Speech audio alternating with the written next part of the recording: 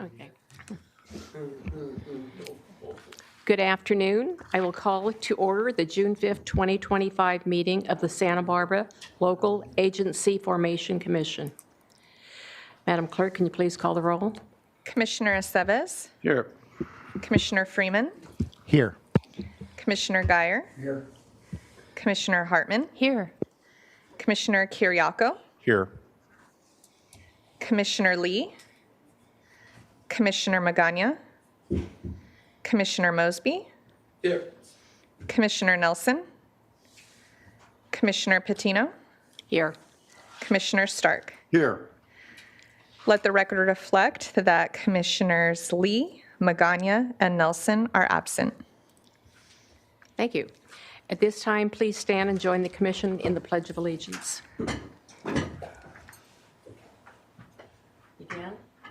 I pledge allegiance to the flag of the United States of America and to the republic for which it stands, one nation, under God, indivisible, with liberty and justice for all.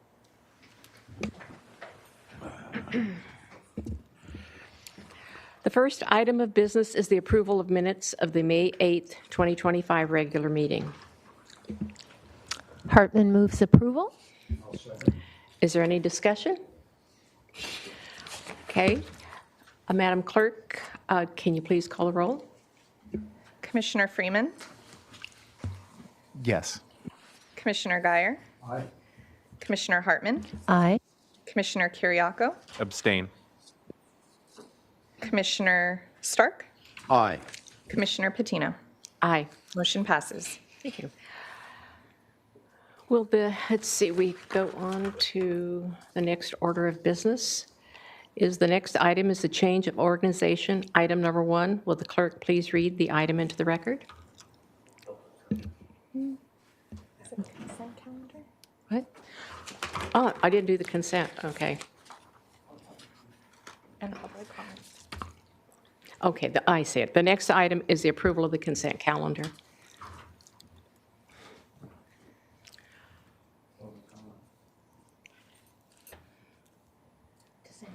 Yeah. Does anyone, oh yeah, does anyone need to pull anything from the consent calendar? Okay, is there a motion to approve the consent calendar?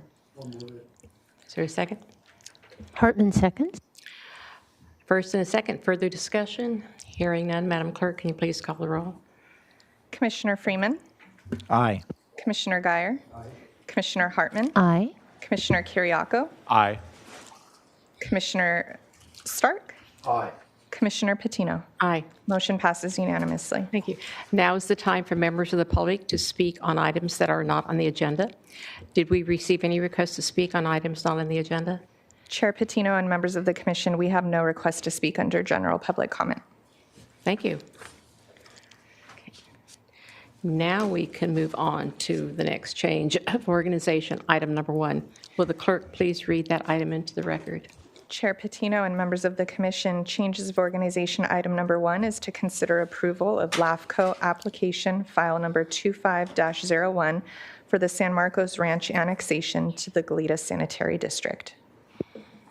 And our executive officer, Mr. Prater, will be presenting. Thank you, Madam Chair. Good afternoon, Commission. Get our PowerPoint up and running. This is our San Marcos Ranch annexation to Goleta Sanitary District application. This application came to LAFCO by landowner petition. Includes 2 parcels, one located on Hollister Avenue and the other on San Marcos Road.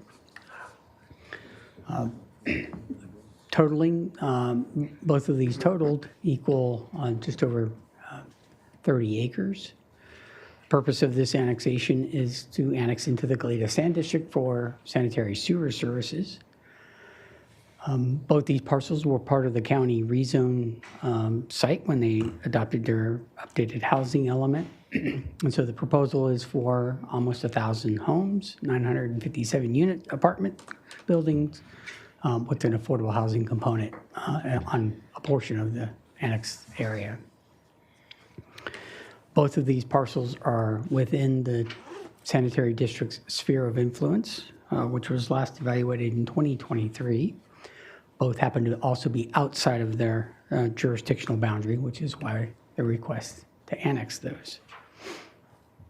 So you can see in the view of this, in the kind of the center of the donut hole here at the Sand District's territory are the two parcels, and they're sort of adjacent to one another, bifurcated by San Marcos Road.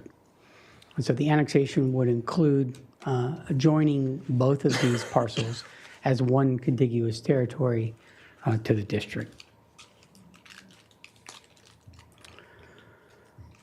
So the land use was currently a wholesale nursery, various uses. They'd stopped operations of those. Both of the parcels, as I indicated, were part of the rezone for the housing element update. So they've all been changed from ag zoning to residential zoning, high density. So there's no zone change being proposed as part of this application. That has already been taken care of on the county side. The district has put a plan for service together that outlines their service capability. In addition, they provided a capacity study report, which was included in the packet found in attachment F. And at the end, it was concluded that the district has enough capacity to serve this development.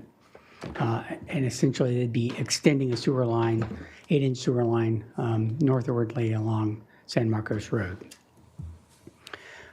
At the time we prepared the report, we weren't quite sure whether or not that study was going to be completed, so we conditioned the annexation to have final sign-off determination by the general manager of the district.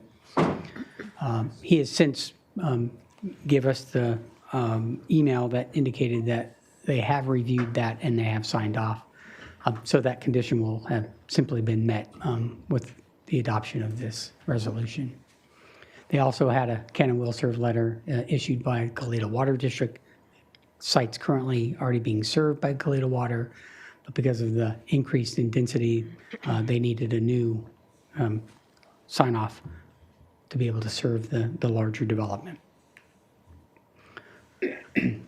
As far as the environmental review, the county prepared a program EIR for the housing element. Both of these sites were identified in that EIR, and the county also adopted various mitigations, but ultimately had to adopt a statement of overriding considerations as it related to agriculture and a number of other issues. So the commission is being asked to also certify and evaluate that program EIR meets for your purposes of annexation and adopt your own statement of overriding considerations, which has all been included as part of attachment E for you. Because this parcel is uninhabited, which is less than 12 voters, and the property was applied for by the applicant, and the district itself has consented to the annexation. Therefore, the annexation can proceed without notice and hearing of a protest proceeding. So to conclude, the site is located in the area that obviously is surrounded by the district, and the district is the kind of the only and best service provider of this site. Represents logical expansion of service. It's logical and orderly to get meet our policies related to conversion of ag parcels, particularly prime ag land, and that there's a need for housing. So we have justification to allow the annexation for agricultural parcels. And it continues to promote compatible uses as the counties rezone the site. It allows for the county to also meet some of their regional housing needs allocation. So with that, staff is asking that you find that the commission is acting in your responsible capacity and your considering the program EIR, and that you're ultimately going to adopt similar statement of overriding considerations that the county had to adopt in its adoption of the program EIR, that you're going to approve the San Marcos Ranch annexation, and that you'll find that the conditions that you've been added are adequate, and that we can waive the conducting authority proceedings. With that, if you have any questions of staff, I'll be happy to answer any. Any questions from the commissioners? I'd just like to clarify, for the benefit, I think, primarily of the record and the public, I'd like to clarify the sequel here.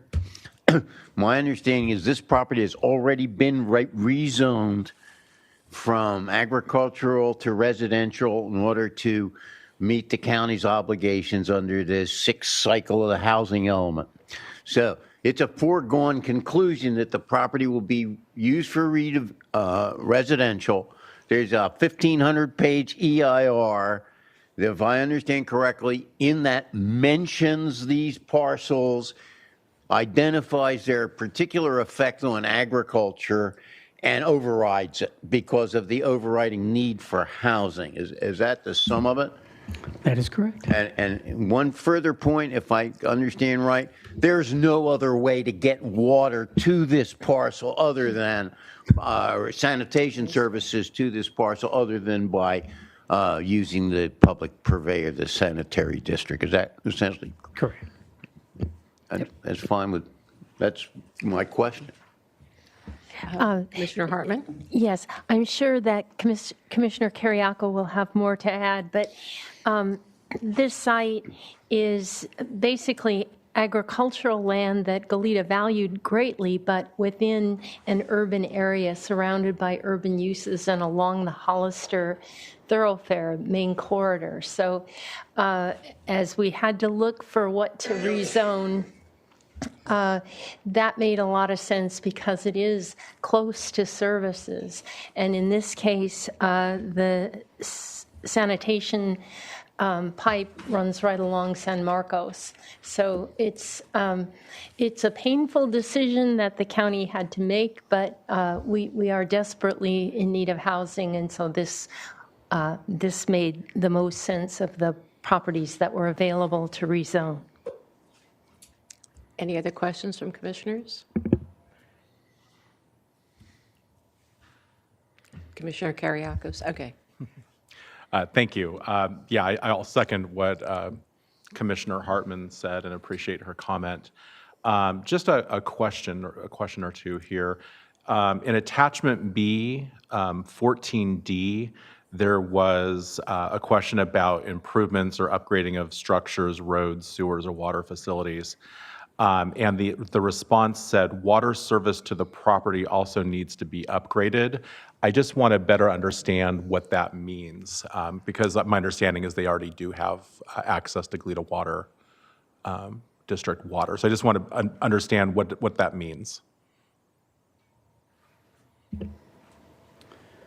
We might be able to have a representative of the applicant. And they're here in Santa Barbara. Forward. Yeah, if they're there, they can step forward and answer that. Because this did not include annexation into the water district because they were already a provider.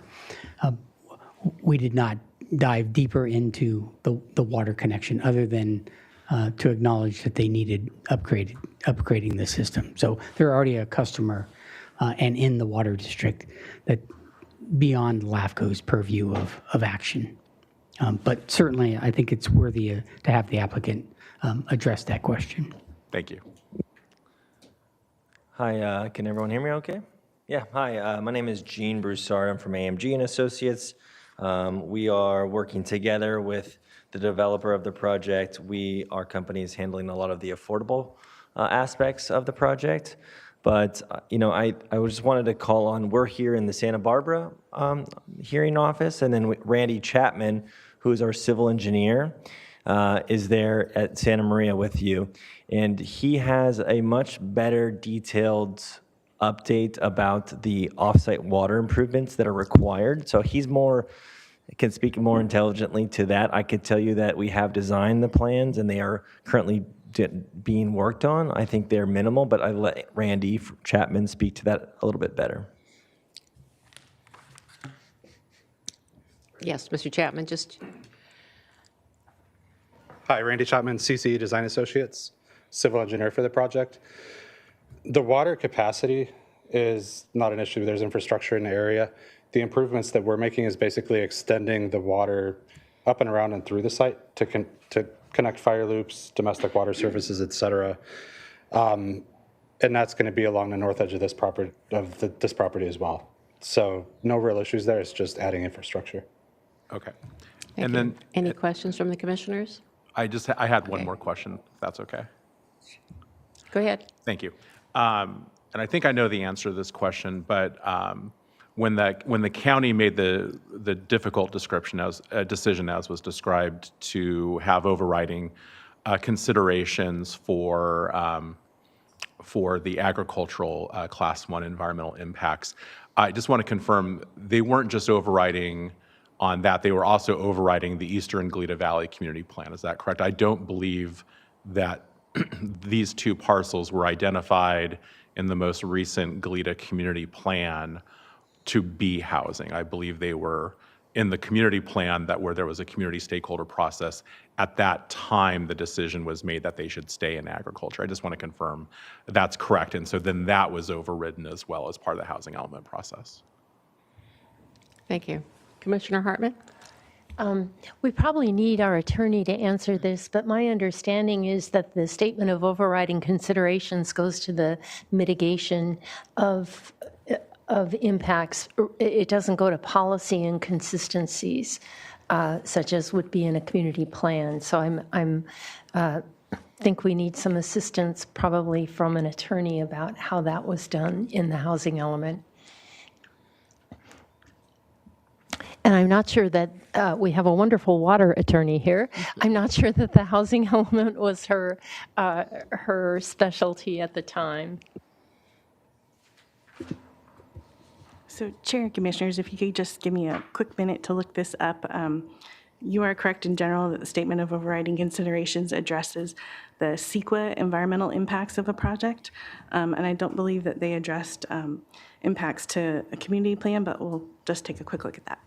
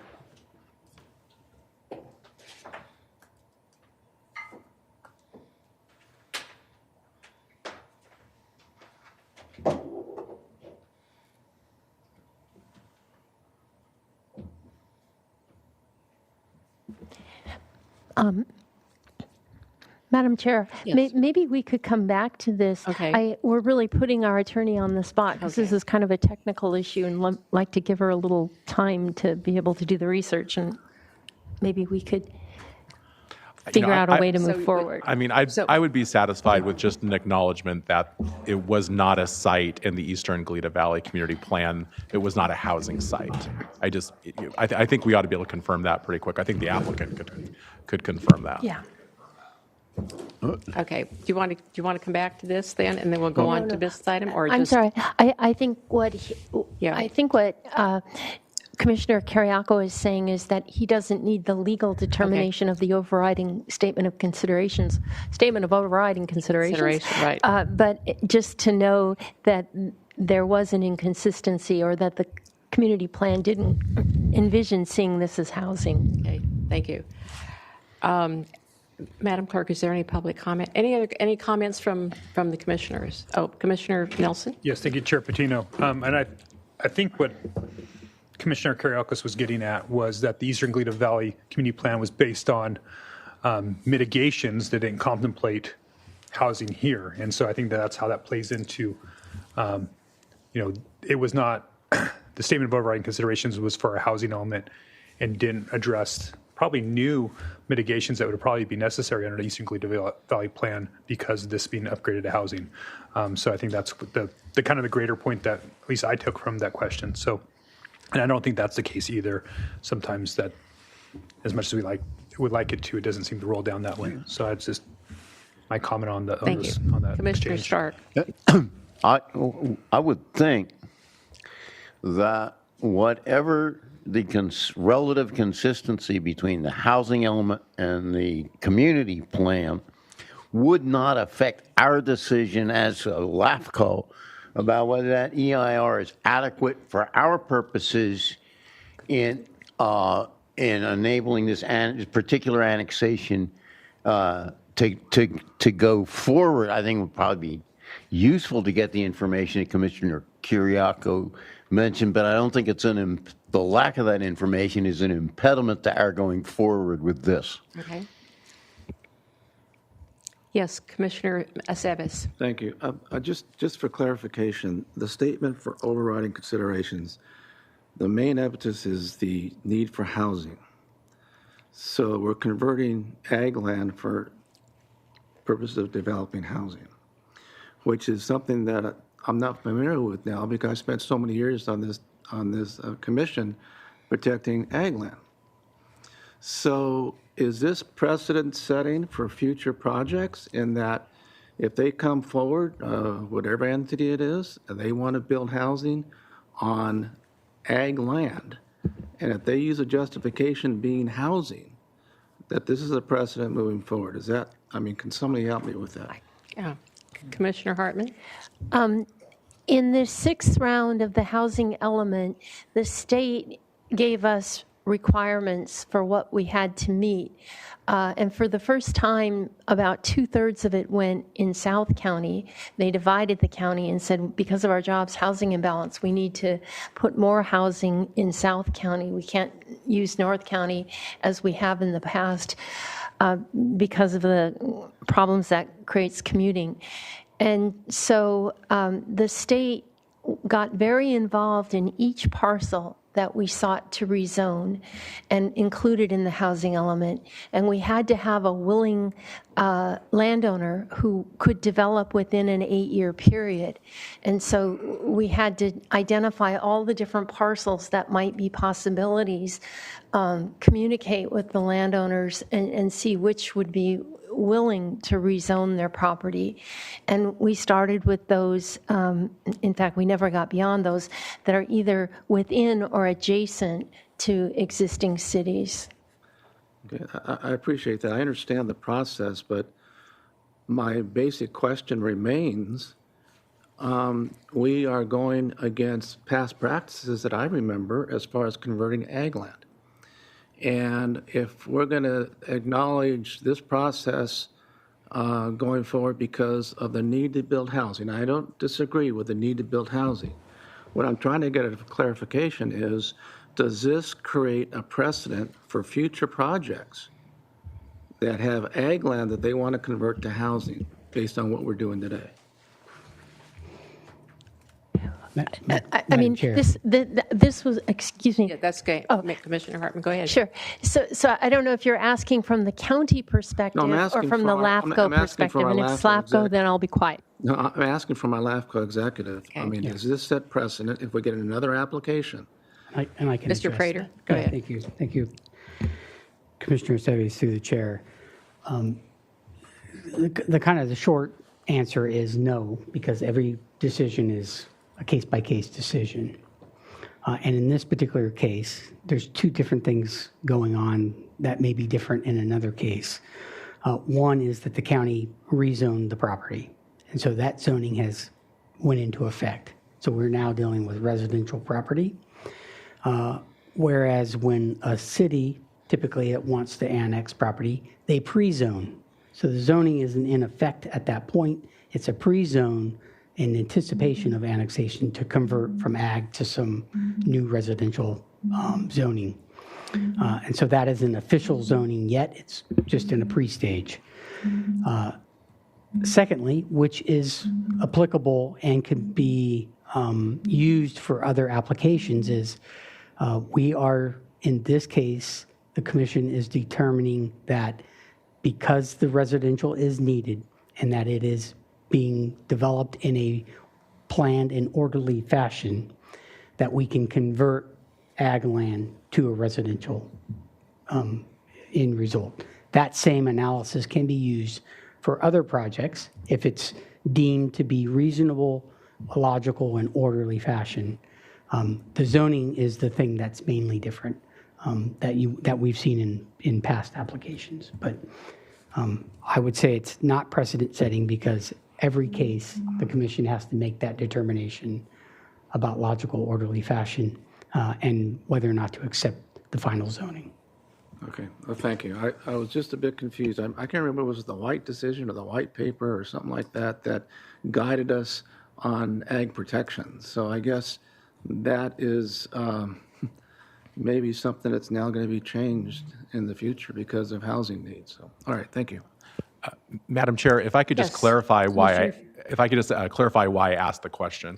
So in ahead. attachment C, the Eastern Galita Valley Community Plan is specifically referenced, and it states, the county's Eastern Galita Valley Community Plan provides for the planned, orderly, and efficient development of the area by regulating development via standards expressed in the plan and approving the entitlements and environmental documentation regarding proposals.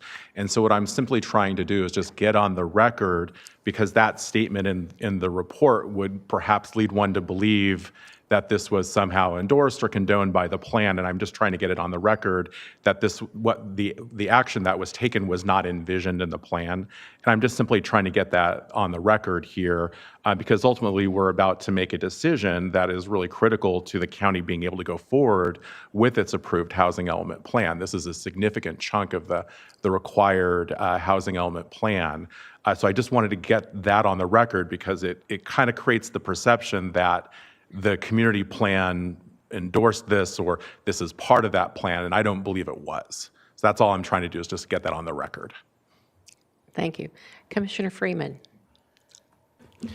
I'm curious, and this actually maybe is a question for that going back to the opening question, maybe Joan's willing to expand something on, but sorry, Commissioner Hartman's willing to expand something on, but so in the I think this application, it has Agricultural Policy 5, Policies Encouraging Conservation of Prime Agricultural Lands and Open Space Areas. And it says that the proposal does not conflict with the county's general plan goal of preserving the practical and economic integrity of agricultural lands. The housing element is prioritized housing development for these parcels, and they are no longer, this is what I want to underscore, and they are no longer economically viable for agricultural use. Despite being classified as prime farmland, the parcels currently do not produce any in-ground agricultural crops. And so I'm curious about this statement about that it's no longer economically viable for agricultural use. Is this something relating to the land? Is this because of the rezoning, or is this something that is due to the way in which it is near the urban area makes it so that no one would end up allowing us to ever use it for ag anyway? So, Can we have the applicant address this, please? I would actually refer this back to June Broussard in Santa Barbara. Okay. That's kind of more his planning level question.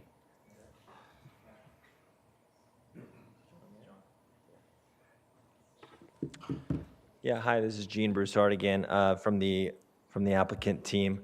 I could speak to the commissioner's question, I believe, is did the community plan plan for this? I believe not. John Blair from the applicant team should be at the hearing room with you in Santa Maria, but we believe it has not been planned for. It's the housing elements that plan for the housing on this site, to answer your question, Commissioner. Thank you. And I think there was also a question from Commissioner Freeman about the viability of the site no longer being viable. That was the question that I think you're being asked to answer right now. Okay. Yeah, I have, is John Blair available or no? Yeah, I can say it's. Is he there or no? He should be. Yeah. Is John Blair available in the? Okay, Mr. Blair? Yeah. Oh.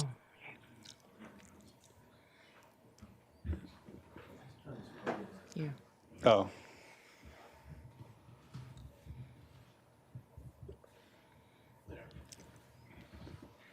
Yeah, so the question is, as I understand it, is the property suitable for agricultural use or no longer viable? Is that what your question was?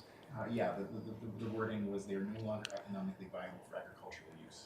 Yeah, I think that's really a decision that the property owner and the nursery management, has made. There are no crops planted in the ground. They're in pots on top of the, it's a classic nursery. So the business is no longer viable because the management is retiring and they made a decision to close it. As far as the suitability for ag land, that's a much broader question of, farming in general. And, that's really just not something that the ownership is pursuing at this point. So the whole notion of why it's zoned for residential is because of, I think, just the housing element update and the need for residential land and this property being well suited for that. So, as far as viability goes, I think that's just a real broad question that's kind of hard to answer. Does that give you some background? I think largely it does. I have this memory of when Steve Lavignino was on our commission talking about the interesting definition of prime ag land and looking very much at the current economic conditions of utilization. And I remember his complaint was almost in the opposite direction of it being that, like, if this small amount of economic activity can designate something as prime ag land, maybe a small tomato garden could be prime ag land. But if the property is currently not being used for agriculture and the actual land is, you're saying the plants are in pots on top, then maybe from the definition of how we would normally analyze prime ag land, this just isn't prime ag land. So yeah, I think that's accurate in our view. I'm just trying to square the circle here of going back to the question, because I think it was a really interesting. It made me really stare at this, because I appreciate that technically it doesn't set a precedent, but I do feel we try to use consistency in arguments and in prior things, and it's going to come back later. So, okay, thanks. I'll be back here if you need me. Thank you. Oh, okay, we have Chair. we have an answer here. If I may. So I went back and I looked at the statement of overriding considerations that was adopted by the county for the housing element, which is adopted on May 3rd of 2024. And reviewing the statement of overriding considerations, which starts on page 27 of that document, there was not any references to the Goleta Valley Community Plan or the Eastern Goleta Valley Community Plan. So the focus there was primarily the impacts that the housing element would have, specifically environmental impacts in terms of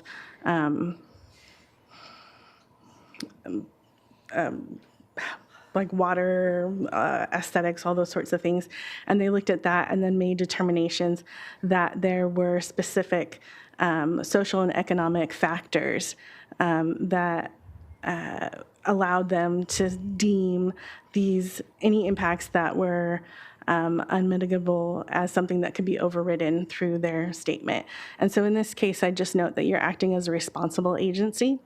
So you have, in this case, the ability to consider the EIR that was previously prepared and to reach your own conclusions as to whether and how to approve a project that's involved based on this prior EIR. And so for that reason, you have your own statement of overriding considerations that's proposed for you that you're free to adopt or amend as you deem sufficient and appropriate in this case.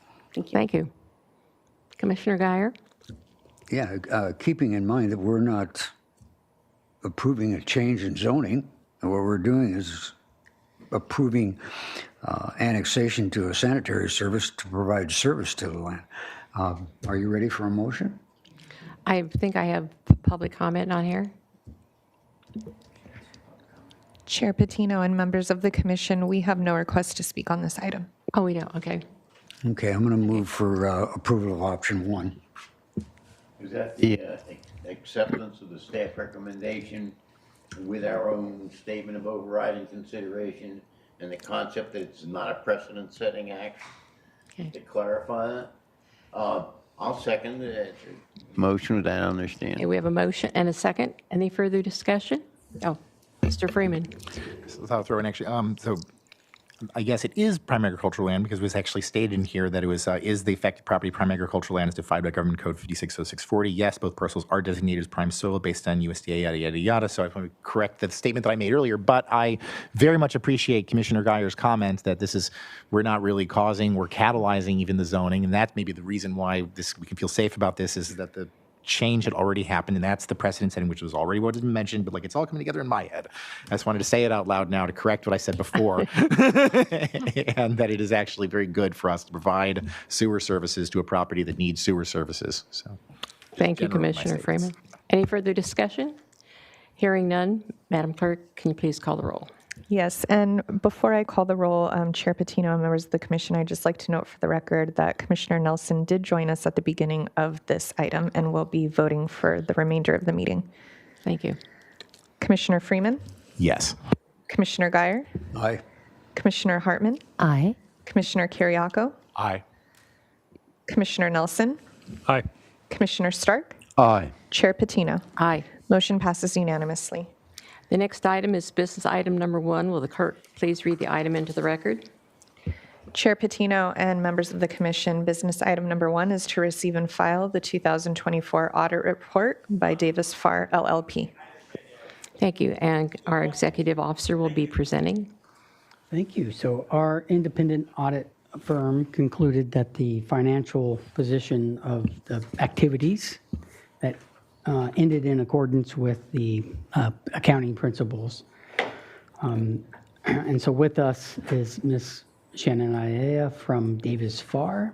So if the commission has any specific questions about the audit itself, she's available to help answer questions. What I will note is that they did notate an adjustment to our contingency reserve from prior years. So before we had Davis Farr on board doing 2023, we had a prior auditor, and we needed to adjust ultimately a contingency number that was mistransposed in some form or fashion. And so they caught that to the tune of $36,000, and they made that notation and made the adjustments appropriately accordingly. But in the end, they concluded that our expenses were lower than our revenues for 2024 by about $22,000. So with that, the audit basically clarifies that we are in good standing. And if you have any specific questions, we'll be happy to answer you between Shannon and I. Any questions from the commissioners? Commissioner Stark? My sole question is whether we simply put this in the file or we're required to approve it. You're required to approve it, and then I file it with the county auditor's internal audit system. Okay. Any further discussion from commissioners? Any public comment? Chair Patino and members of the commission, we have no request to speak on this item. Thank you. Can I get a motion? So moved. Okay. I'll second it. Okay, I have a motion and a second. Any discussion? If not, Madam Clerk, can you please call the roll? Commissioner Freeman, Aye. Commissioner Geyer, Aye. Commissioner Hartman, Aye. Commissioner Kiriako, Aye. Commissioner Nelson, Aye. Commissioner Stark, Aye. Chair Patino. Aye. Motion passes unanimously. The next item of business is item number 2. Will the clerk please read the item into the record? Chair Patino and members of the commission, business item number 2 is to authorize an amendment to the contract with Kelsey Maloney to A, amend the scope of services to include providing technical support in preparing the Sustainable Agricultural Lands Conservation Planning Grant final application. B, increase the contract amount by $1,600 for a not to exceed contract total of $4,300. And C, extend the term from July 1st, 2025 to November 30th, 2025. And our executive officer will be presenting. Thank you, Madam Chair. So we contracted with Ms. Maloney back in December of '24 for the pre-proposal that was due in January. And she had spent some time on that, but didn't utilize the full contract amount. So she was conservative with her time and her estimate, and has provided great service for us in that pre-proposal phase. So we now were selected to move forward, and we continued to utilize her services to help us fulfill the full application for the SOLT grant. And her time appears to need more additional award to be able to do that. And so we're back for this amendment to this contract for the additional $1,600, not to exceed a total of $4,300. And that would help us finalize this application, which is the next item of business.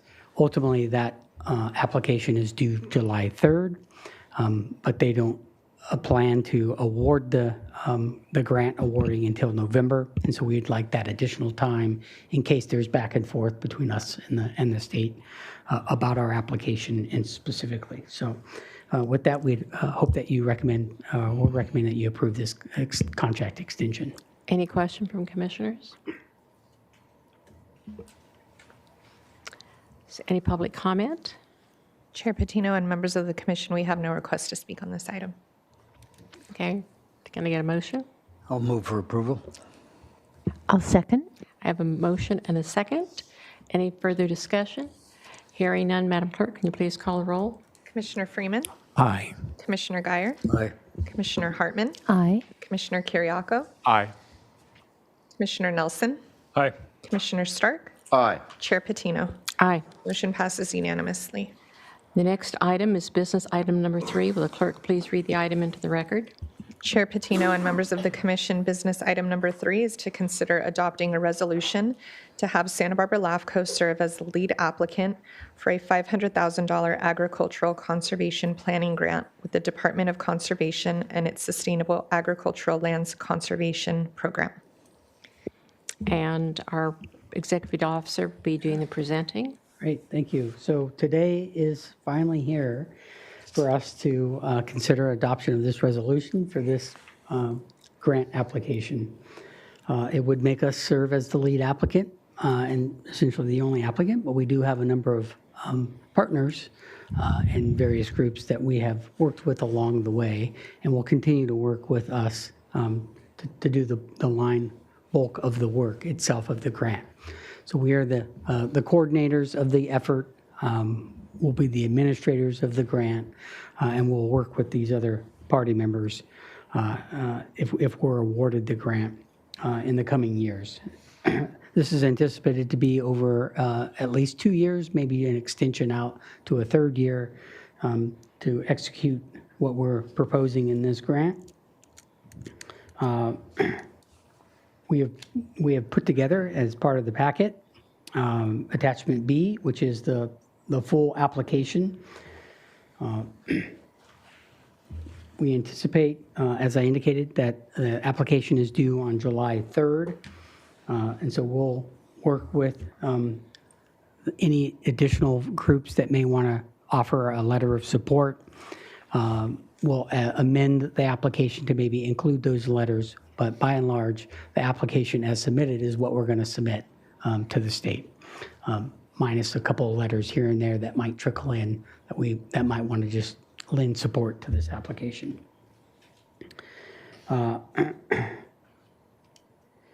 Essentially, what this grant is proposing is kind of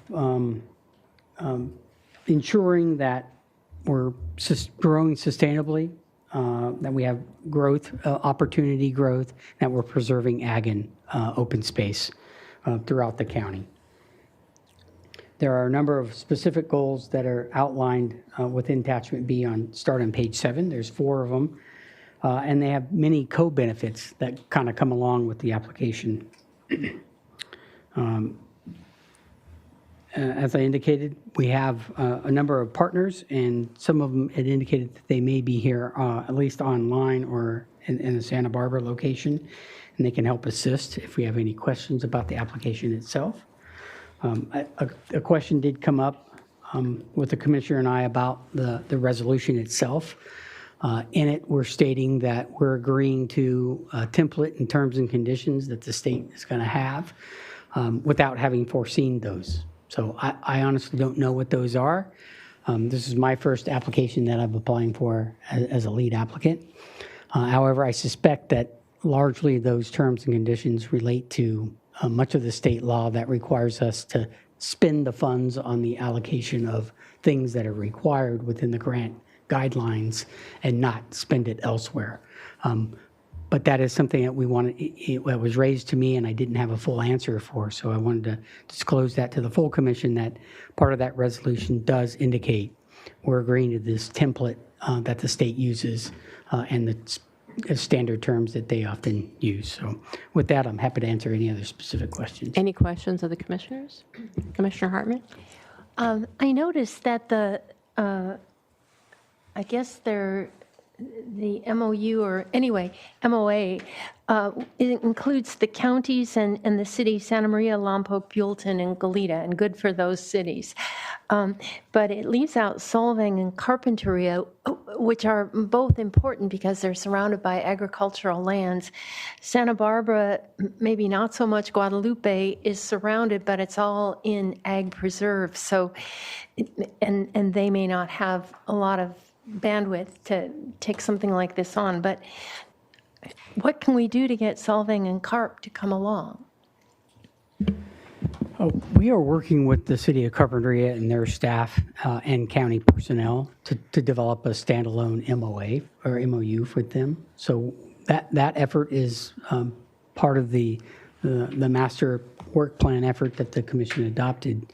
And so they are working on it. They just didn't have the bandwidth to join in on this particular application. But I think much of the information that we glean through this process will be applicable for them as well, similar to Solvang as well. So we just wait. Yeah, everybody's a player for an MOA as part of the process. We just happen to have direct staff involvement from these particular cities. Okay, thank you. Commissioner Stark? I do have a question. I will preface it by saying, in my opinion, the saddest words in the English language are lead agency. Lead agency. And here's my question. I understand if we're the lead applicant, for the purposes of CEQA, we're the lead agency most likely. And I would like to know if you're envisioning that what we are going to produce is not going to have a physical effect on the environment, and therefore your basic anticipation is that we would be exempt and it wouldn't be much of a bother for us to be the lead agency. Is that an accurate statement? Unfortunately, not so accurate, through the chair.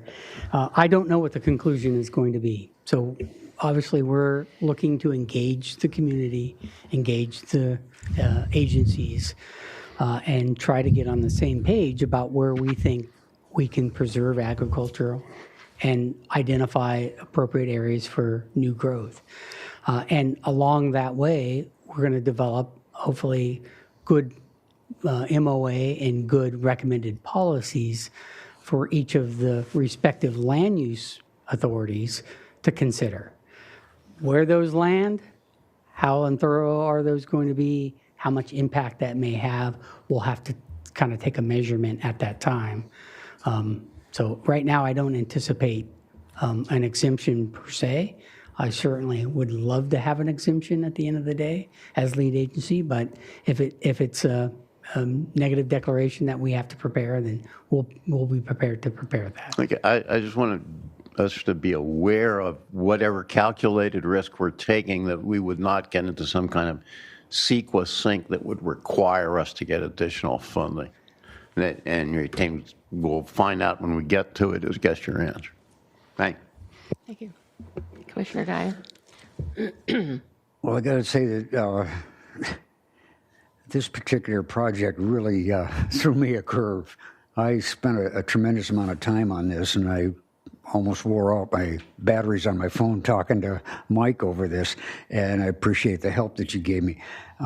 My first conflict with it was that over the years that I've been a commissioner, and now having gone through into a third EO, I feel like I've always been told LAFCO is not in land use planning. But as I read what I had for material, that kept coming up. And I'm thinking, wow, how are we getting involved in something that we're not supposed to be involved with? I think a lack of overall information caused some confusion for me. Later, I found out that, in fact, the application was open to LAFCOs. I have not seen that on paper, but Mike assured me that, yes, that is in there.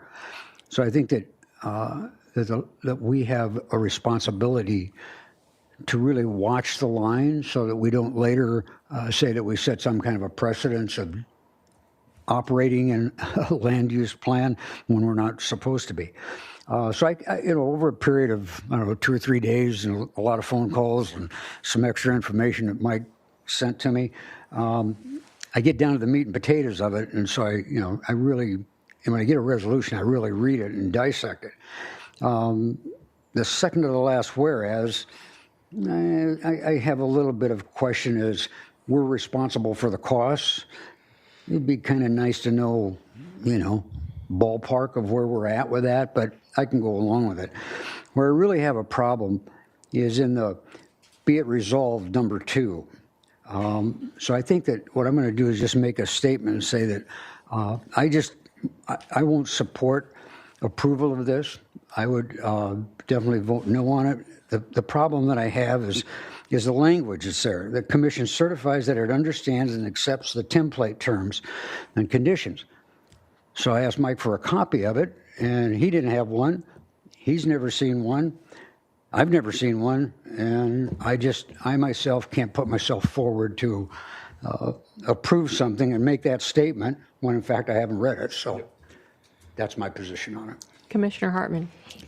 If we were awarded the grant and at that point we get the conditions, I believe we would be able to decline if we couldn't accept those conditions.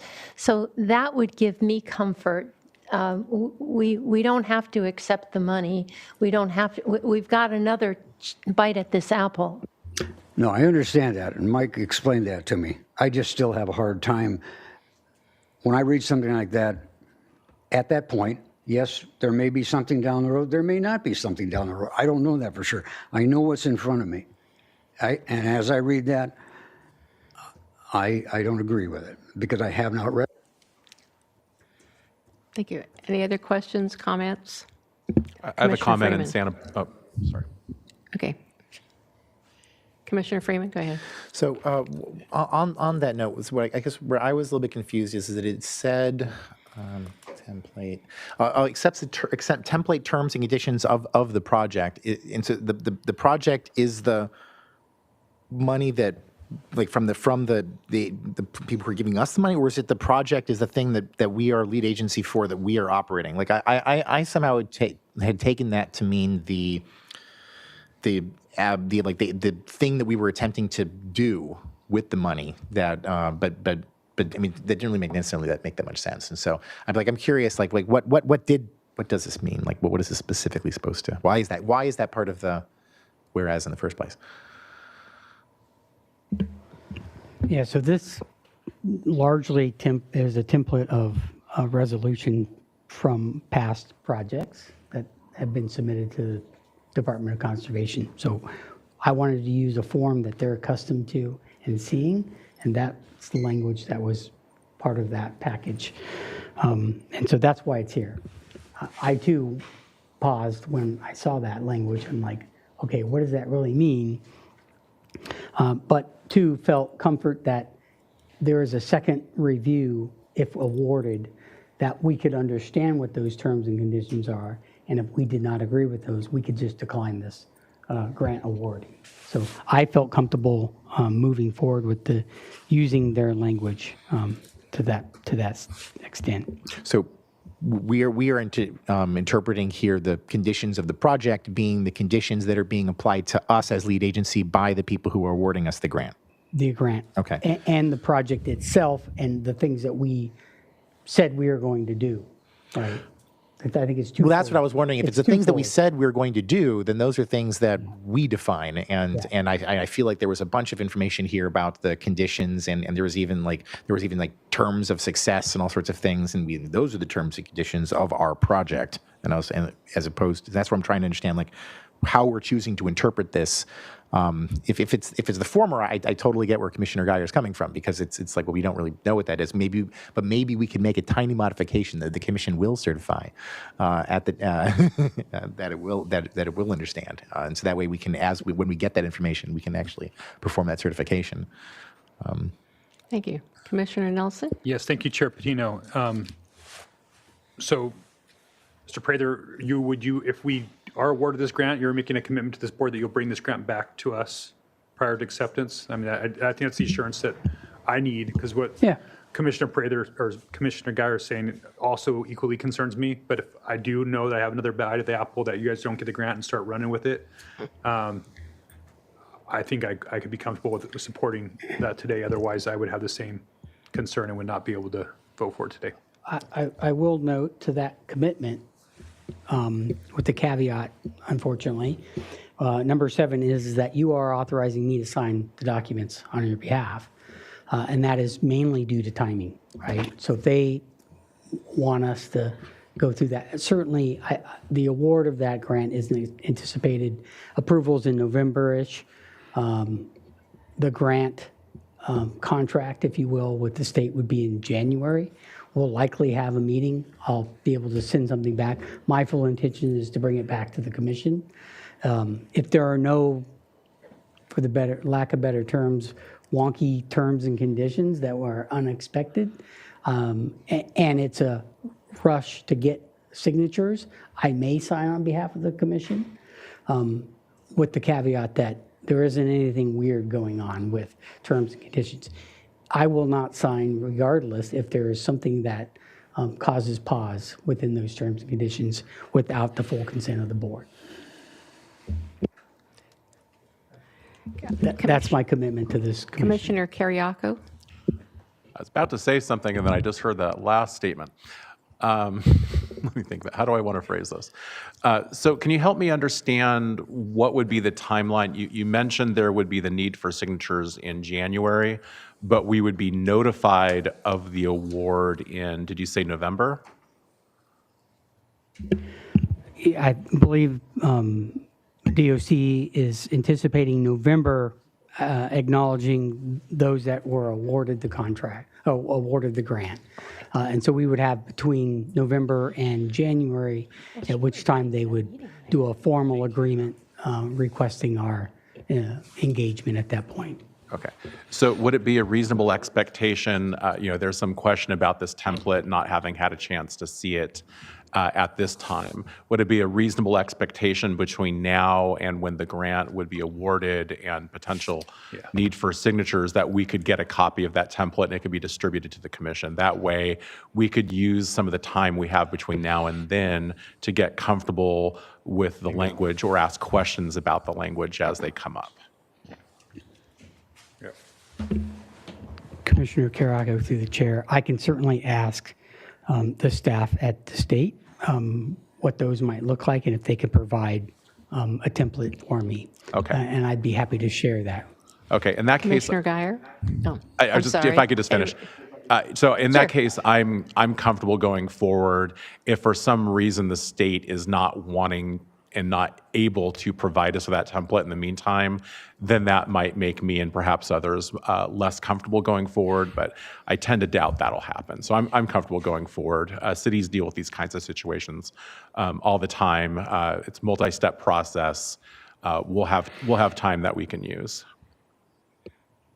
Thank you. Commissioner Geyer? Well, again, the reason that I'm not comfortable with the second bite of turning this down is the amount of money that's spent between now, when we say we read the template and approved it, and the time when we get the second bite if it's granted. So we will have expended a considerable amount of money by that time. So I just can't support signing something that says that I have read it and understand it. Commissioner Hartman. Thank you. How will we be spending a lot of money? And that's my one point. And then the other is, if awards are announced in November, but we have till January, couldn't we have a meeting, schedule a meeting so that we would get that second bite? Commissioner Hartman, through the chair.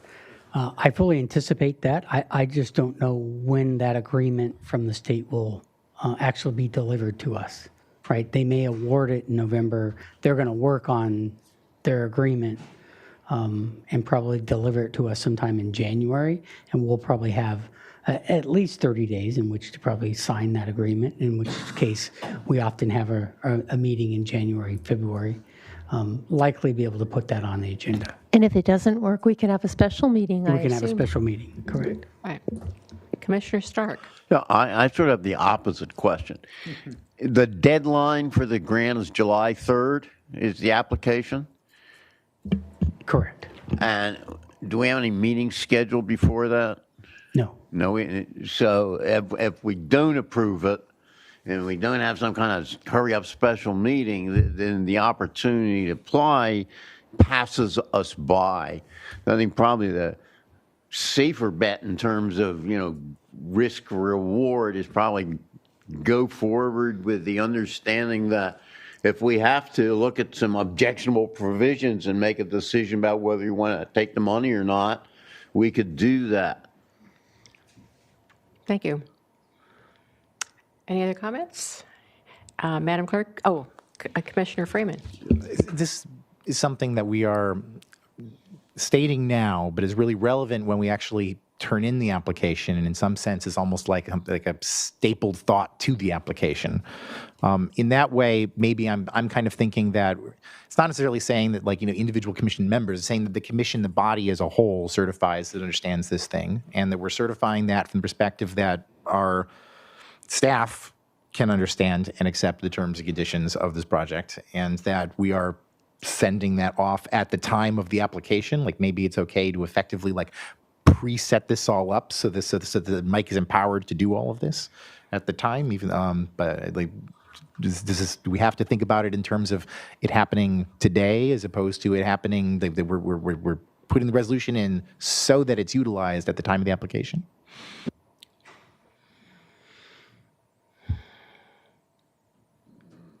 Was that, you wanted an answer? It's kind or of was a that question. I rhetorical? don't know, I'm trying. Maybe people are okay with commission certifies that it will understand and accept the template terms and conditions of the project being awarded grant funding. And that's also why when I read it again, when it says the project being awarded grant funding, it makes it sound like it's not. That's on our side. It's the thing that the terms and conditions of the thing that's being awarded, not the terms and conditions of the group awarding. Talks about a template. Yeah. Okay. I guess that's it. Madam Clerk, is there any public comment? Chair Patino and members of the commission, we have no request to speak on this item. Thank you. Okay. Anyone want to come forward with a motion? I'm happy to, unless someone in Santa Maria wants to do it. Go ahead. Okay. I'll move that So we Commissioner, adopt a resolution to serve as lead applicant, Santa Barbara LAFCO, to consider adopting a resolution of application to serve as lead applicant for a $500,000 agricultural conservation planning grant with the Department of Conservation. is there a second? Hartman seconds. Okay, I have a motion and a second. Any further discussion?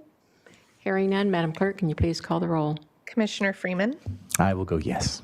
Commissioner Guyer, No. Commissioner Hartman, Aye. Commissioner Kiriako, Aye. Commissioner Nelson, Aye. Commissioner Stark, Aye. Commissioner Patino. Aye. Motion passes 6-1. The next item of business is item number 4. Will the clerk please read the item into the record? Chair Patino and members of the commission, business item number 4 is to consider adoption of a resolution initiating the dissolution of County Service Area number 32 and direct staff to process the proceeding. Okay, Executive Officer will be doing the presenting. Thank you, Madam Chair. So County Service Area 32 is largely encompasses the unincorporated territory, was initiated as a funding mechanism for the sheriff's office to take property tax and fund that department in some form or fashion. That district has been inactive since 2011. We have wrote a municipal service review that indicated what its intent was in its use and that it was no longer active. And that it basically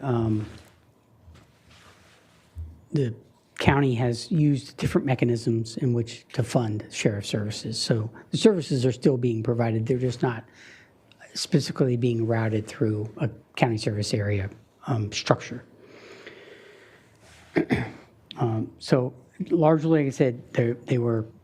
It's a countywide boundary that excludes the cities themselves, the incorporated cities. Whenever an annexation into a city was processed, an automatic detachment was occurring for County Service Area 32. So it was being held consistent to be solely unincorporated territory. The district itself, the district was listed a number of times, and in 2017, the law was changed to basically signify a streamlined process for inactive districts. And the district has been on this state controller's list ever since. The most recently one was in 2022, in which they send all LAFCOs and executive officers a letter indicating that it's an inactive district, and our role at that point is to determine if it's still an active district or inactive or not. When we received that letter, we wrote a complete service review because I was fairly new, didn't understand what that county service area's role was or what was happening. And so we wrote a service review that covers that. Finding out that it was inactive, it just took us time to finally get to this point where we can now utilize that government code section to initiate dissolution of the district. And so that's what we're here to do today, is to request that the commission take this action, initiating the dissolution of the district as one of the functions that the commission can do, limited functions that the commission can do on initiating any type of proposal. And so this would start the process of dissolution. The next particular hearing would be a formal dissolution application before the commission to formally dissolve the county service area. Right now, we're just initiating that we want to start this process, and we would come back at a later date formalizing a resolution that would dissolve the district and follow those proceedings. So with that, that's the conclusion of what this action is for today. If there are any specific questions, I'd be happy to answer any. Any questions? Commissioner Nelson? Yes, thank you, Chair Patino. Director Prather, what's been the interaction with the county about this? Obviously, you went through the municipal service review, but since then, ongoing conversations about the potential dissolution. Who have you been talking to? Which department? What does that look like to this point? Yeah. So, Commissioner Nelson, to the chair, primarily the conversations have been with the county auditor's office because they were asked by the state controller on whether or not this was an active district and to turn in any funds that were related to the state. And so my conversation has been that the intention is to dissolve this district and that the county could apply for dissolution earlier, that in order to fit it on our work schedule, it'd have to wait till this summer before I could initiate it through the commission. And the preference was that LAFCO initiate the process on behalf, and so that saved the county the opportunity to file this application with LAFCO. I think you answered my next question was who would file this application? You're saying LAFCO would actually file the application for dissolution? So this is filing the application by initiating this resolution. That puts LAFCO as the applicant requesting the dissolution of the district. Yeah, so I think the thing that jumps out at me as a county supervisor and I'm sitting next to another county supervisor, this really isn't on either one of our radar. And that conversation happened in the auditor's office. That's an independently elected official that may or may not have communicated with the rest of the county body. And so that gives me a little bit of a pause here on this. I think, the municipal service review done in 21. I wasn't on LAFCO at that time, so it might have been on my radar at that point, and I don't remember ever coming to the board in this last 5 years. So it may be absolutely valid and need to be done. Obviously, it is inactive, but if this is a tool that the county could have been utilizing or future boards could utilize that we would, for whatever reason haven't since in the last decade or so, I think I like to have that policy conversation at the board before we go past this step to actually move towards dissolution. So that's where I'm at right now, and I would my initial reaction is to ask option 3 to continue this so that we could maybe just at least have a conversation. It may be a quick yes and no at the board that we have no interest, but I just haven't been briefed by my CEO's office on this.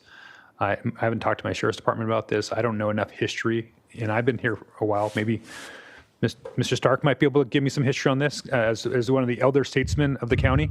But Commissioner Stark?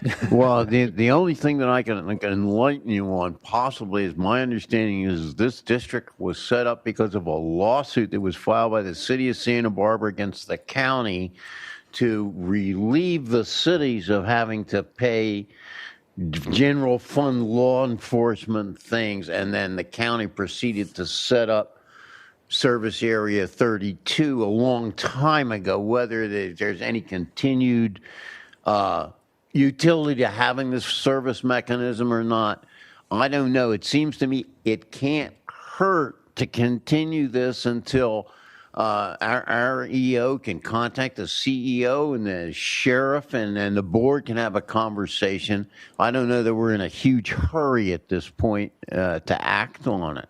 And I'm just, for the record, I'm not looking to try to make this a bigger deal. I just want a bite at the apple before we moving towards dissolution.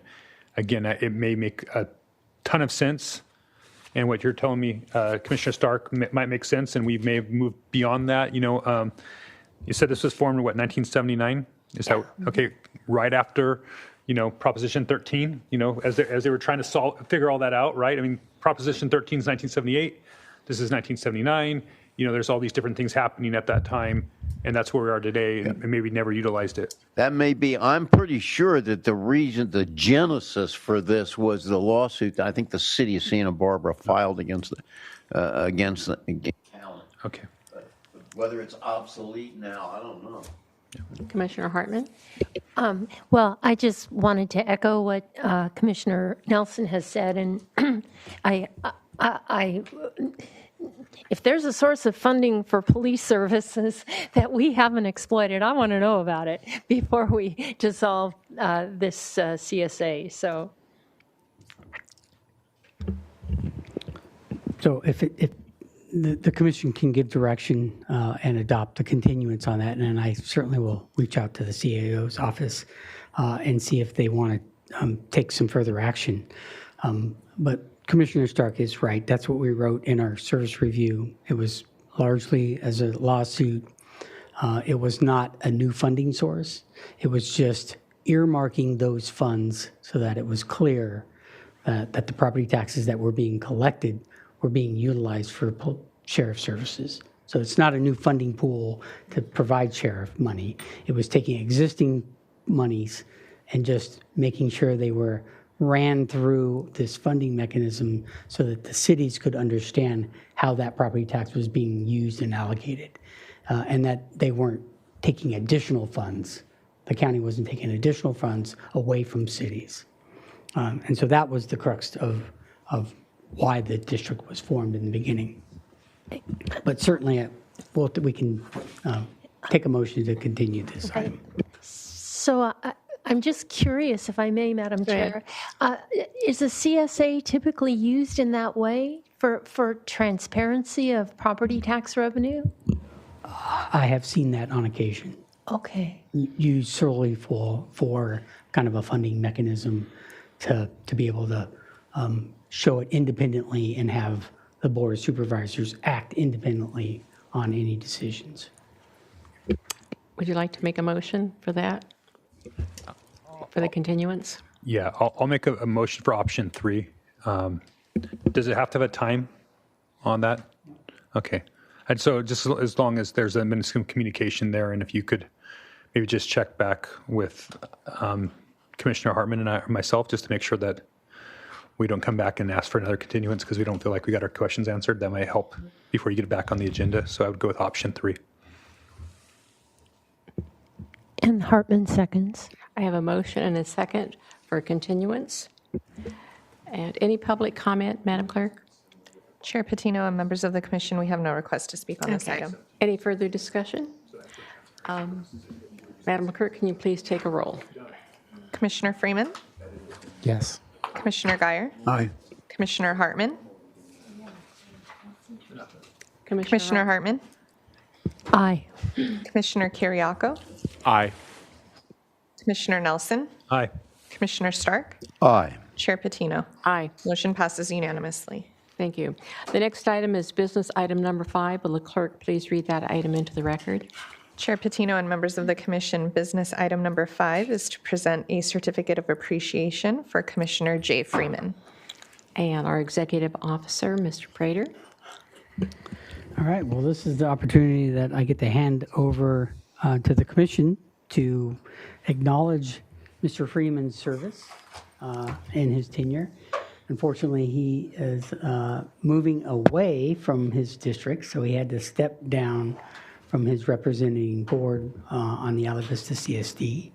But he's staying in the county, as I understand. And so this is an opportunity. We're going to present you with a certificate and allow the commissioners to say a few words. So thank you for your service. Yes. Oh. We'll have the chair take a picture. Do I need to go down there? Sure, just for a Picture, yeah. You can come back.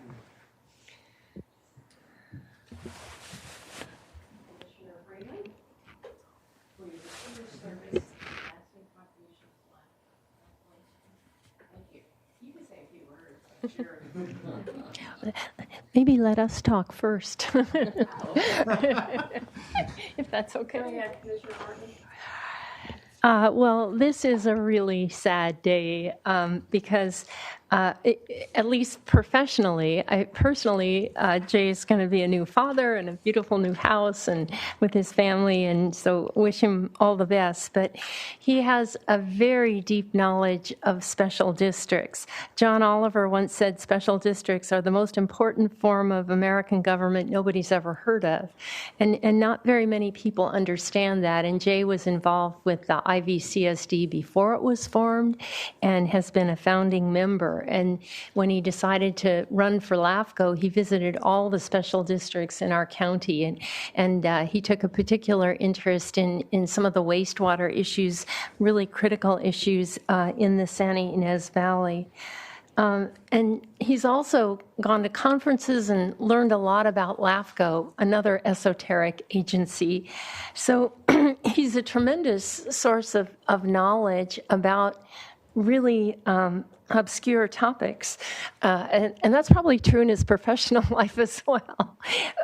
But he's brought so much intelligence and intellectual curiosity and important insights.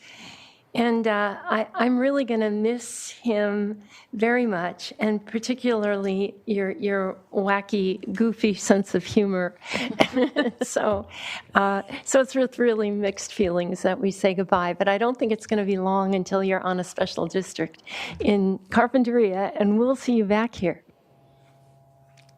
Thank you. Commissioner Aceves? Well, I was on the commission when you joined us. But before you joined us, when I was on the commission and watching people come here, as you can see, a lot of people show up for our meetings. But you are at every single one of them.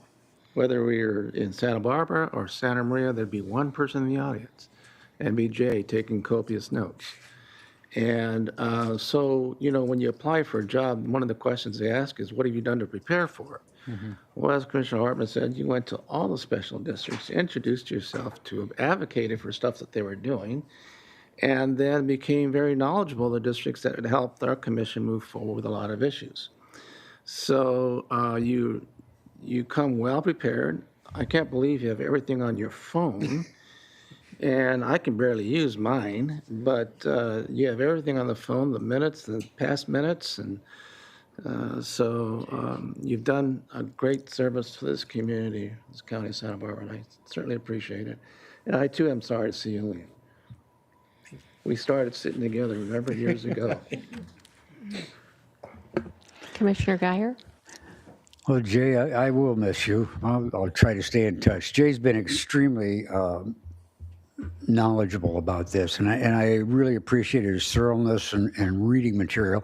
And yes, that telephone, I'm not anywhere near as high tech as him, but I know there's times when we're talking, and before I'm really done talking, he's got that phone out there, and all of a sudden, before I even get done, he's got the answer. That impresses me pretty good. But I've been very active in the Special Districts Association, and I really appreciate you very much. Commissioner Stark? Yeah, sure. It's really been, I think, an honor and a privilege to serve with Jay. I will readily admit that his facility with the phone it represents a different species than the rest of us. Regular old, abacus using human beings. But anyway, I've enjoyed myself. Gone to several conferences with him. You learn a lot of stuff talking to him, which is most enjoyable. I think he's been a real credit to LAFCO, and he's going to be some big shoes for us to fill. I wish you the best. You can't talk to that baby on your phone, though, so you may have to do some adjustment there. Commissioner Carriaco? Oh, thank you. As a Galetan, I think of Isla Vistans as being like our Isla Vista cousins. And I can't think of many cousins that I like more than Jay Freeman. And I haven't known you as long. We haven't had as many conversations as you've probably had with other commissioners. But I can think of one conversation in particular we had offline that was just so much passion and knowledge and wit, and I'm just gonna miss you until you find a way to get back here via Carpinteria. Chair. Thank you. Commissioner Nelson? Yes, thank you, Chair Patino. I went on ChatGPT, and so there's Carpinteria Valley Water District, Carpinteria Sanitation District, and it looks like Carpinteria Summerlin Fire Protection District. So I'm sure you already had that down before you even moved. Jay, I've got the privilege of my time working at the county to see your initial engagement, what or at least appeared from my end, where you were not only on that phone, but reading very, very quickly your public comment, at board meetings, and then even campaign speeches, from the phone. And just, it's been so awesome to see you, rise to the level as a community expert now. I mean, you've really just dug in, and not only did you dig in with your time, but also your money. A lot of people don't understand that you put your money where your mouth is, and without doing that, probably Isla Vista Community Service District doesn't exist today. And then not only for you to do that in the very beginning, a lot of people bet their money and then they walk away. And then you just chose to serve and continue to invest your time. And that's super special. And I think, the lore of Isla Vista that will go on in its history will have definitely a chapter about Jay Freeman. You're a unique character and an asset to our community. And I will join the chorus of commissioners that hope to see you back in service in one form or fashion or another in your time in Carpinteria. And we have known each other a very, very short time, so I've never seen you at a meeting. I've never, well, other than LAFCO meetings, but I've never seen you in an audience at a meeting. And I can appreciate that because so often people get on boards or commissions and have no knowledge whatsoever. They just want to get on a board or a commission. And I certainly appreciate your knowledge on so many issues we have. And one thing I really appreciate are your relevant questions. How often we sit at a meeting and we go, and the question is what? You know, as the person goes on. And it's very appreciated. Thank you for your service on this functional board. And I think we all have had the opportunity to sit on dysfunctional boards, but to sit on a functional board that you are a part of is, I think it's extremely important. How this little bit that each one of us come with, it makes a difference so much.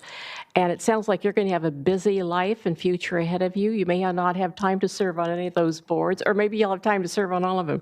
But I do want to thank you for your service, Jay. Thank you very much. Now it's your turn. So this is actually my last full government board meeting. I'll be resigning from the Isla Vista Community Service District on June 9th after a committee meeting. And it was one of those situations where you don't know it's your last meeting so you don't always know it's your last something until after it happens. I didn't realize it was my last board meeting was for IVCSD was the last meeting that we had until I was asked afterwards in order to make the timing of everything work. But I think that's actually really fitting because I was interested in getting on LAFCO before the IVCSD. And I honestly have found LAFCO, the issues that LAFCO focuses on, particularly interesting. And this is the board that I have been very proud to be able to be on. And for it wasn't easy to get on LAFCO. IVCSD, no one ran against me. I didn't even get as many votes as some of the other people who had people running against them. But on LAFCO, I did, as was mentioned by Commissioner Hartman earlier, it was like I kind of temporarily had to make it my job to just drive continually around the county with a checklist of all of the districts and trying to track when all of their meetings were. And I managed to get all the districts to participate in the election. I was really happy with the small districts and the districts in North County that you would expect to not, be so connected with this person from Isla Vista trying to get on the LAFCO commission, who were willing to vote for and support me. So I do feel, for what it's worth, then a bit bad stepping down, kind of midterm, both from LAFCO and from the Isla Vista Community Service District. But one thing that had been mentioned earlier is one of the reasons why, in some sense, this is kind of a forced paternity leave. And so there were things I maybe could have done last year with a little bit better planning to figure out how I could at least have stayed on LAFCO by getting on other overlapping districts and be able to do other sorts of things. But I'm kind of glad that I didn't because the time that I've spent recently kind of leveling up to being a parent of some children, that I'm coming into a situation where it's like a stepchildren situation initially, and the child of my own, I do need to allocate the time towards that. So I'm not entirely certain what my scheduling forward, but the sheer number of changes that are kind of hitting me all at once has been also a bit of a shock. And honestly, this particularly because I left IVCSD meeting, I didn't even know it was my last one. I didn't even start getting emotional about this until 2 minutes before we got to this agenda item, and then y'all made me cry. So thank you so much for that. I do have such glorious memories of each of you over the course of the years of being here, and glorious memories of some people who are no longer on our commission, and some people who are no longer here. But it's been such an absolute pleasure just to serve with all of you, and it's again, I will be very busy being a parent, and so I will miss you very much.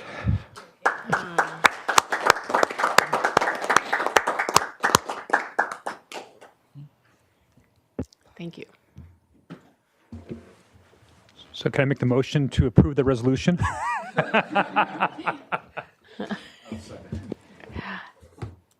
Roll call vote, Madam Clerk. Yeah. But we didn't bring any Kleenex, so I'm sorry. Next item on the information, item number 1. Madam Clerk, will you please read that item into the record? Chair Patino and members of the commission, information item number 1 is to receive and file a report on the Cal-LAFCO Legislative Committee meetings held on April 22nd, 2025. I'm sorry, there was a motion on that. Did we need a motion? If so, we don't need a motion. Okay, all right, there we go. I was about to say there was no vote. Thank you for being on the ball, though. Okay. Okay. I think the motion Mr. was for you Prater. to stay, right? Sorry.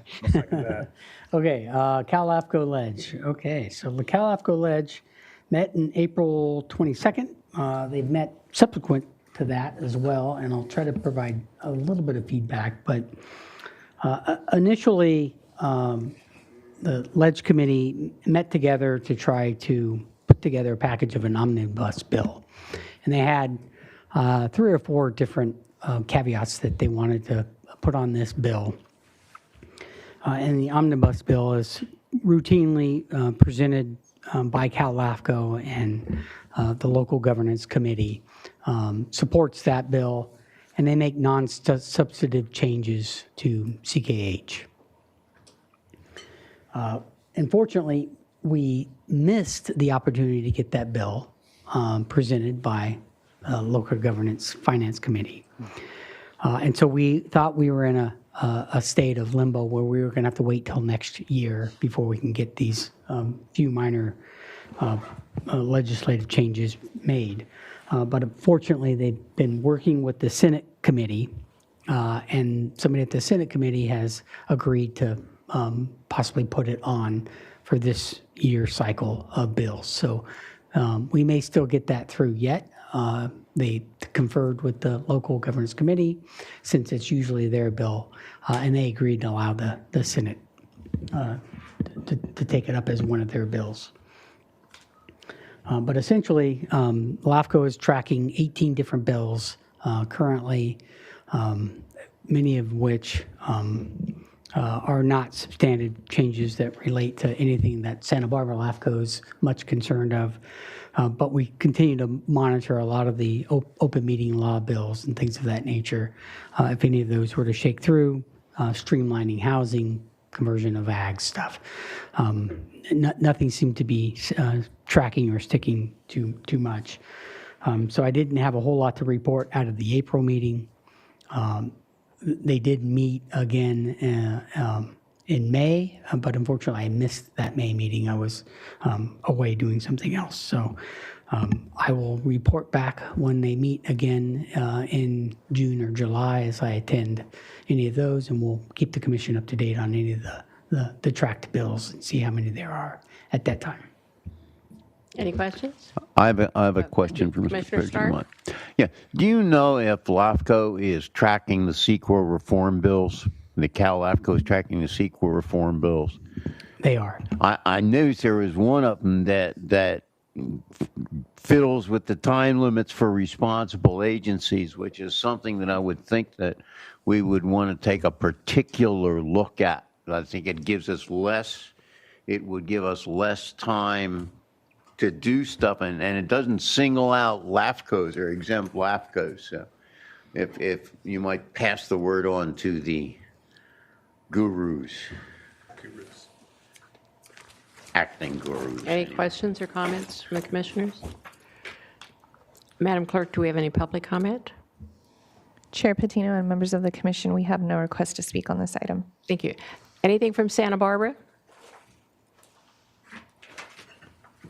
Okay. The next item is an information item, number 2. Madam Clerk, would you please read that into the record? Chair Patino and members of the commission, information item number 2 is to receive and file a report on file number 25-03 for 4750 Hollister Avenue, annexation to the Goleta Sanitary District. And our executive officer, Mr. Prater. Okay, so this is the adjacent site to the San Marcos Ranch property that we just took action on earlier today. This is the third site within that vicinity that was rezoned as part of the county's housing element. So that landowner has filed their application to annex as well into the sanitation district. And so this is notifying that process to the commission and to the district, who has also acknowledged that annexation and had no concerns with that. And so we'll be formally processing that application and be back before the commission for a formal decision, likely in September, October sometime. Thank you. Any questions, comments? Anything in Santa Barbara? Madam Clerk, do we have any public comment? Chair Patino and members of the commission, we have no request to speak on this item. Thank you. Are there any commissioner announcements or requests for future agenda items? Commissioner Guyer? Yeah, on 1A, what I'm particularly interested in is not so much what other LAFCOs charge, but what the CPI has done since the last change, because most of the applications are labor intensive, and as we've given CPI changes, that's to me is the most interesting way to adjust the fee schedule. The other request that I have is at a future meeting, hopefully in the near future, I'd like to have the county auditor come to a meeting and give us kind of a brief on tax exchange. There seems to be a lot floating around. It'd be nice to really, and it does come up at times at LAFCO, so it'd be nice to have an outline, what it is, timeline, format, applicable R&T codes and stuff like that. That would be real interesting. Thank you. That would be real interesting. Thank you. The tax. Yeah. Right. Yeah. Commissioner Hartman? Yeah, I think the negotiations occur out of the CEO's office. The auditor actually implements it, but I'm not sure how much she's involved in the negotiations. So I'm not sure which is the correct party for you to. Well, the reason I specified the auditor is that it seems like in the research I did for it after getting multiple emails on the issue is there is an initiation from LAFCO to the auditor. And so and I know I've had some discussions before when I was on a cemetery board over the same issue. And the auditor may well say, go talk to the plumber. I don't know, but I think it's a good place to start. And in particular, interpretations of the R&T codes. Thank you. Any other comments? Oh, Commissioner Stark? I just want to let the folks know, not on this. Before we jump off yeah. that, can we get consensus from the commission that you want that as a future agenda item? Yeah. Anything else? Turn on that. Perfect. Okay. Have the auditor or a representative from the auditor? I mean, because I'm sure she's got some other people within her department that might be able to answer that question. I would also leave discretion in the EO. If he talks to the auditor and finds out the CEO is the best person to come, but somebody to explain their R&T code process, as Commissioner Guyer suggested. Or the plumber. Or the plumber. Okay. Are there any other comments, commissioners? Any other requests? Okay. I just have a brief comment. I was fortunate enough, thanks to our EO, to attend a webinar a couple weeks ago on land use law. I won't go into any details of it. I gave a one-pager on the topics to our EO. Anybody wants it? Mike can give it to you, or I can give it to you. It's just one page. I'll be happy to talk to anybody about it. It was quite detailed, focused on builders' remedies, legislative changes, all sorts of bad things coming, but I'm happy to. That's all that comes up. Always bad things coming. Was that the one that was held in San Francisco? No. This was a different. This is an online one. Webinar. It mostly was done by Best and Krieger and a couple other law firms. It was good. Wasn't quite as fancy as the one in San Francisco, but my living room was a lot closer. Thank you. Are there any executive officer comments? Yeah, I have one comment. Due to Commissioner Freeman's early departure, we now have a seat that's open on the special districts membership, and so we have initiated the nomination process for the special districts to elect a replacement for the remaining portion of that term. So we've initiated that as a 60-day nomination period because it is off calendar of a normal election, and it is encompassing kind of the summer timeframe in which maybe many special districts take off, I've extended it beyond the traditional 30 days to a 60-day. We'll see if any nominations come in. We can extend that further if we do not get any nominations, which I would anticipate doing if we didn't receive any. But then I'll keep the commission up to date on that process and how that election comes about. Thank you. Thank you. So the Santa Barbara County Local Agency Formation Commission is adjourned to 1 o'clock on July 10th, 2025 in Santa Barbara. Thank you.